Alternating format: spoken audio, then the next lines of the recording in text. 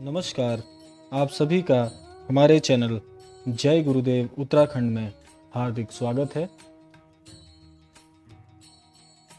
जैसा कि आप सभी जन जानते हैं, आप सबको विदित होगा कि नवरात्रों में माता की महिमा के इन दिवसों पर सभी जगह ईश्वर का गुणगान किया जा रहा है। तो ईश्वर की मंशा के चलते आज मन में यह निर्णय आया कि क्यों ना श्रीमद् भगवद गीता के ज्ञान को सभी के समक्ष उजागर किया जाए।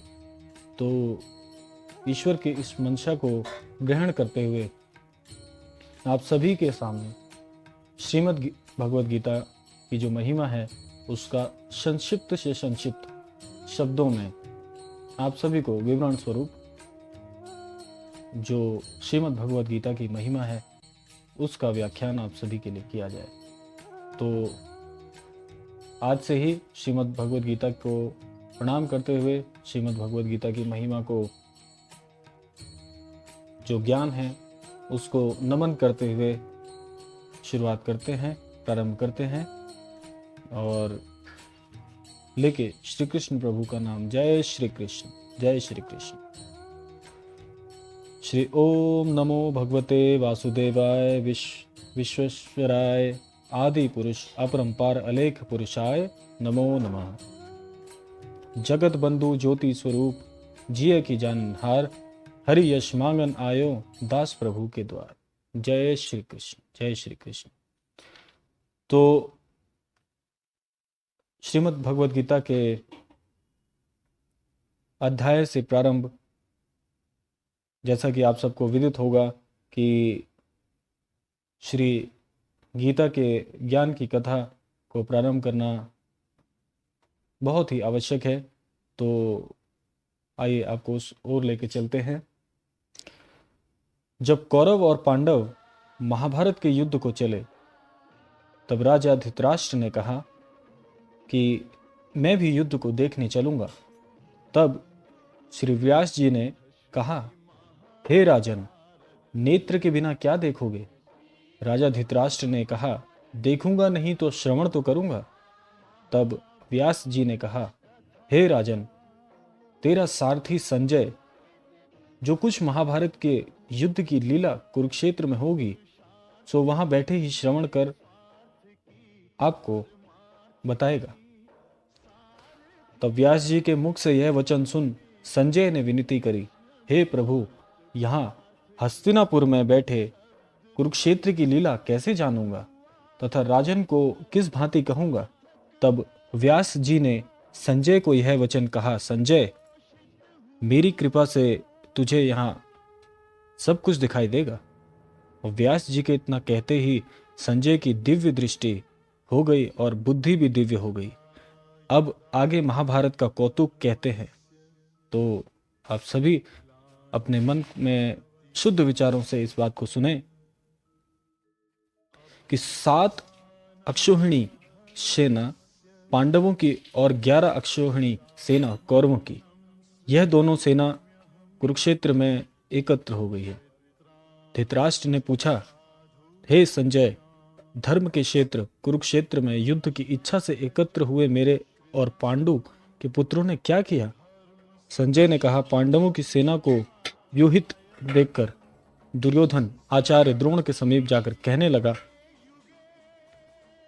कि हे आचार्य, देखिए, आपके शिष्य बुद्धिमान द्रुपद पुत्र ने पांडवों की बड़ी सेना की कैसे व्यूह रचना की है।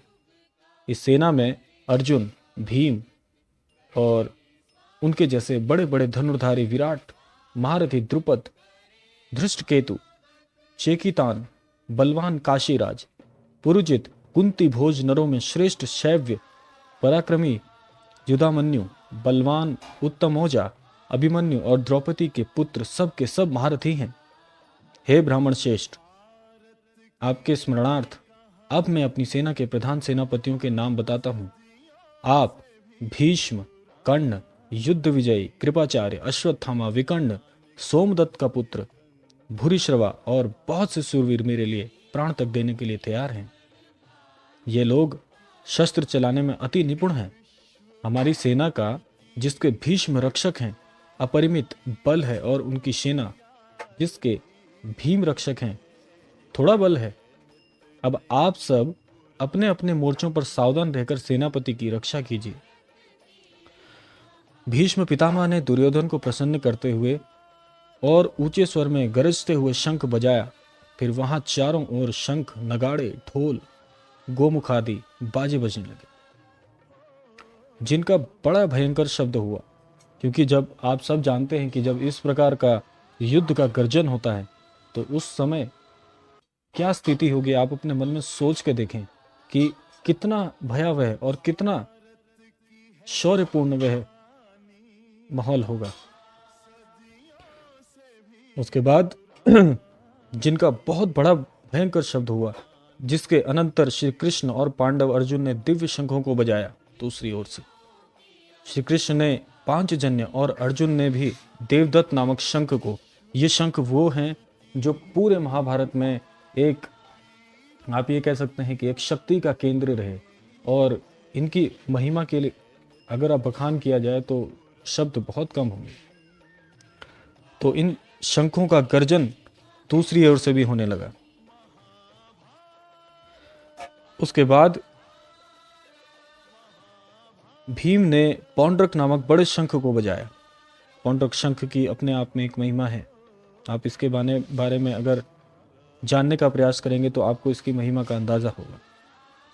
अब कुंती पुत्र राजा युधिष्ठिर ने, अनंत विजय नकुल ने, सुघोष और सहदेव ने, मणिपुष्पक और धनुर्धर, काशीराज, शिखंडी, धृष्टद्युम्न, विराट, अपराजित, सात्यकी, राजा द्रुपद और द्रौपदी के 5 पुत्रों और महाबाहु अभिमन्यु, इन सब वीरों ने अपने अपने शंखों को बजाया। उन शंखों के भारी शब्द से आकाश और पृथ्वी गूंज उठे और धृतराष्ट्र के पुत्रों के हृदय कांप उठे। हे राजन, अर्जुन ने कौरवों को युद्ध के लिए प्रस्तुत देखकर धनुष उठाकर श्री कृष्ण से कहा, हे अच्युत, मेरा रथ दोनों सेनाओं के बीच में खड़ा कीजिए, जिससे मैं युद्ध करने वालों को देख लूं कि इस रणभूमि में मुझे किन किन के साथ युद्ध करना चाहिए। दुर्बुद्धि दुर्योधन की प्रीति करने वाले जो युद्ध के लिए यहाँ एकत्रित हुए हैं, उनको देखूंगा। संजय ने कहा, हे राजन, अर्जुन की बात सुनकर श्री कृष्ण ने भीष्म, द्रोण आदि वीरों के सामने उत्तम रथ को खड़ा करके कहा है कि हे वीर, युद्ध के लिए उदत इन कौरवों को देख लो। अर्जुन ने चाचा, बाबा, गुरु, मामा, भाई, पुत्र, पौत्र, मित्र, ससुर और स्वजनों को शस्त्रों से सुसज्जित खड़े देखा, और उसने इन दोनों सेनाओं में अपने ही सब बांधवों को देखकर परम दयार्द हुए यह वचन कहे, हे कृष्ण, युद्ध की इच्छा से आए हुए इन अपने बंधुओं को देख मेरे अंग ढीले होते जा रहे हैं और मुख सूखा जा रहा है कि मेरा शरीर इतना बेकल होता है कि गांडीव हाथ से गिर जाता है। क्योंकि आप इस बात का अंदाजा लगाइए कि जब आपको किसी से युद्ध करना हो या आपको किसी से बदला लेना हो, उस समय जब आप उन्हें देखें और वे सब आपके घर के ही बंधुजन हो, तो हृदय में कितनी कुंठा और कितना अजीब सा भाव उत्पन्न हो जाता है कि कैसे इनसे युद्ध किया जाएगा। तो वही स्थिति यहाँ पर अर्जुन की भी है, और कहते हैं, हे केशव, मुझे यहाँ खड़े होकर रहने की सामर्थ्य नहीं है और सारे लक्षण में उल्टे देख रहा हूँ कि कैसे इनसे युद्ध करूं, और संग्राम में अपने स्वजनों का वध करके कोई लाभ भी नहीं होगा। हे कृष्ण, मैं जीत, राज्य और सुख की कामना सब छोड़ता हूँ। हे प्रभु, हमको राज्य, भोग तथा जीवन से क्या काम है, क्योंकि जिनके लिए राजभोग और सुख की इच्छा की जाती है वे सब इस युद्ध में प्राण और धन की इच्छा छोड़ के मरने को तैयार हैं। बहुत ही अजीब सा माहौल वहां पर उत्पन्न हुआ है। आचार्य, पिता, पुत्र, पितामह, मातामह, ससुर, पौत्र और बंधुजन, ये सब मुझे मारें तो हे मधुसूदन, इन्हें मारने की इच्छा मैं तब भी नहीं कर पाऊंगा। हे जनार्दन, त्रिलोकी के राज्य के लिए मैं इन्हें मारना नहीं चाहता, फिर इस पृथ्वी के राज्य के लिए तो कहना ही क्या। हे जनार्दन, धृतराष्ट्र के पुत्रों को मारकर हमारा क्या भला होगा, इसलिए हमें अपने भाई धृतराष्ट्र के पुत्रों को मारना अनुचित है। हे माधव, स्वजनों को मारकर क्या हम सुखी हो सकते हैं। तो इस प्रकार के जो प्रश्न थे वे अर्जुन के मन में उठ रहे हैं। ये सब लोभ के वशीभूत हैं और कुल के नाश करने तथा मित्र द्रोह करने में पाप द्रोह करने में, पाप को नहीं देखते। कुल नाश के दोष को जानते हुए भी हमको इस पातक से क्यों नहीं दूर रहना चाहिए।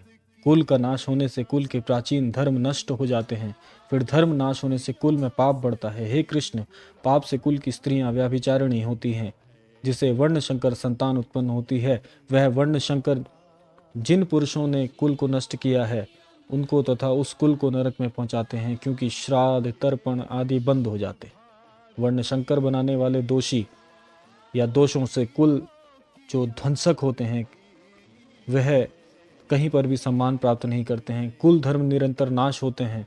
हे जनार्दन, और अर्जुन के मन में यह भी बात आई कि वह कहने लगा, हे प्रभु, मैंने बार बार सुना है कि कुल धर्म नष्ट होने से निश्चय नरकवास करना होता है। हम जो है वो इस प्रकार से कैसे इन स्वजनों का वध कर सकते हैं। तो इस प्रकार की कुंठा उनके मन में होने लगी और वो कृष्ण से कहने लगे कि हे प्रभु, रक्षा करें, मुझे सन्मार्ग की ओर ले जाएं, ये क्या हो रहा है। शस्त्रों को धारण किए धृतराष्ट्र के पुत्र यदि मुझे शस्त्र रहित और उपायहीन को रणभूमि में वध कर डालें तो मेरा बहुत कल्याण हो। संजय ने कहा, हे राजन, यह कहकर दुखित होकर अर्जुन ने धनुष बाण फेंक दिया और रथ के पिछले भाग में जा बैठा। तो इस प्रकार का यह दृश्य आप अपनी आंखों से खुद देख सकते हैं कि क्या स्थिति रही होगी और क्या मंजर रहा होगा। तो आज का यह जो दृश्य है इसे आज यहीं पर छोड़कर अगले अध्याय में आपसे फिर से मुलाकात होगी। फिर से हम इस विषय पर वार्ता करेंगे और इसे आगे लेके चलेंगे। आप सभी से मेरा निवेदन है कि इस नवरात्रि के पावन दिनों पर हमारे इन अध्यायों से जुड़े रहें। आज का यह वीडियो भी कुछ पहले की तुलना में ज़्यादा बड़ा हुआ है, क्योंकि हम इन अध्याय को निरंतर आगे लेके चलने का प्रयास कर रहे हैं। तो आप सभी से निवेदन है, कृपया बने रहिए और श्रीमद् भगवद गीता को नमन करते हुए उसके ज्ञान को अपने अंदर पिरोने का अवश्य प्रयास करें। जय गुरुदेव, जय उत्तराखंड।